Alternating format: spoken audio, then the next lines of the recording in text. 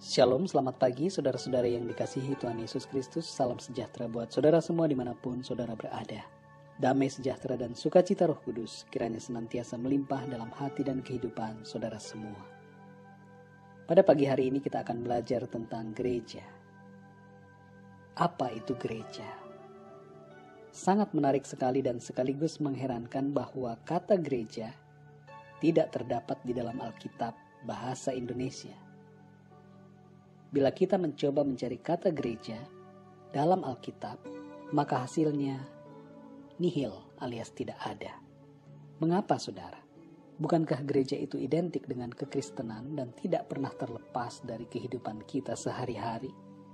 Setiap minggu kita ke gereja, hari-hari biasa juga ada kegiatan di gereja, bahkan dalam lagu-lagu pujian rohani ada yang memuat kata gereja.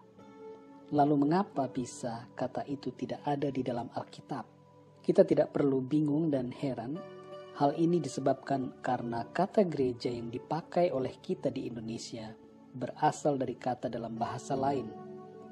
Kata gereja berasal dari bahasa Portugis, yaitu igreja. Kata igreja itu sendiri berasal dari bahasa Yunani, eklesia, yang berarti dipanggil keluar. Jadi sebenarnya yang dimaksud gereja adalah eklesia dalam bahasa Yunani, atau dalam bahasa Indonesia disebut sebagai jemaat. Pengertian asli dari gereja adalah kumpulan orang yang dipanggil keluar, seperti bangsa Israel yang dipanggil keluar dari Mesir menuju tanah perjanjian, dari perbudakan kepada kemerdekaan. Begitu pula kita. Gereja adalah kumpulan orang yang dipanggil keluar dari perbudakan dosa menuju kepada kemerdekaan di dalam Kristus Yesus. 2 Korintus 5 ayat 17 menyebutkan, jadi siapa yang ada di dalam Kristus, ia adalah ciptaan baru. Yang lama sudah berlalu, sesungguhnya yang baru sudah datang. Semua orang yang sudah percaya kepada Tuhan Yesus adalah ciptaan yang baru. Kita yang telah beriman pada Tuhan adalah orang-orang yang telah dipanggil keluar dari posisi kita sebagai ciptaan yang lama. Dari daging, hawa nafsu kedagingan, kepada posisi sebagai ciptaan yang baru, hidup dari roh, dipimpin Roh Kudus. Dengan demikian saudara, gereja bukanlah soal gedung, karena firman Tuhan sendiri berkata bahwa bait Allah itu ialah kamu. Tertulis di dalam 1 Korintus 3 ayat 17. Jadi yang dimaksud gereja adalah saya dan saudara. Kita semua yang telah menjadi percaya kepada Tuhan Yesus Kristus. Karena kita adalah gerejanya, maka kita dapat memuji Tuhan dimanapun kita berada. Tidak tergantung kepada tempat atau gedung. Tidak tergantung kepada ketersediaan alat musik atau lampu warna-warni. Juga teknologi media yang canggih. Damai dan ketenangan ibadah itu ada di dalam hati kita. Ketika kita menyadari bahwa kita adalah gerejanya, bait kudusnya, tempat kediaman Tuhan. Kita dapat menyembah Tuhan di rumah, di kantor, di jalan, di gunung, di laut, di darat, dimanapun kita berada. Kita dapat berdoa kepada Tuhan, dimanapun kita berada, karena kita adalah gerejanya. Dan dia ada di dalam kita, baitnya yang kudus.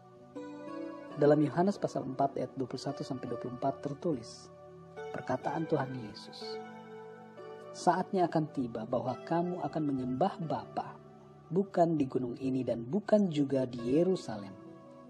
Tetapi saatnya akan datang dan sudah tiba sekarang, bahwa penyembah-penyembah benar akan menyembah Bapa dalam roh dan kebenaran.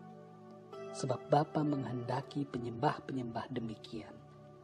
Allah itu roh, dan barang siapa menyembah dia, harus menyembahnya dalam roh dan kebenaran.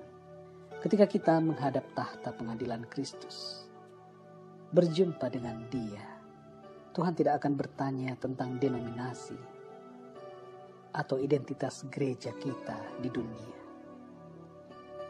Denominasi dan nama gereja adalah buatan manusia. Pada hakikatnya, kita, pribadi pribadi yang percaya kepada Tuhan adalah gerejanya. Ketika kita kembali kepada Tuhan, maka kita bersatu dengan kepala gereja, yaitu Tuhan Yesus Kristus, yang adalah sekaligus gembala jiwa kita. Puji Tuhan, saudara yang dikasihi Tuhan, kiranya renungan pada hari ini memberikan kepada kita pengertian yang lebih dalam dan membuat kita semakin bersuka cita karena Tuhan telah menjadikan kita bait-Nya yang kudus, gerejanya, tempat kediamannya. Itulah sukacita yang luar biasa karena kita dilayakkan menjadi bait-Nya. Puji Tuhan, saudara yang dikasihi Tuhan, Tuhan Yesus memberkati saudara. Doa dan harapan saya, saudara senantiasa diberkati, dilindungi Tuhan dalam segala aktivitas, pekerjaan dan pelayanan saudara sepanjang hari ini dan hari-hari selanjutnya. Tuhan Yesus memberkati dan sampai jumpa dalam renungan yang berikutnya. Haleluya.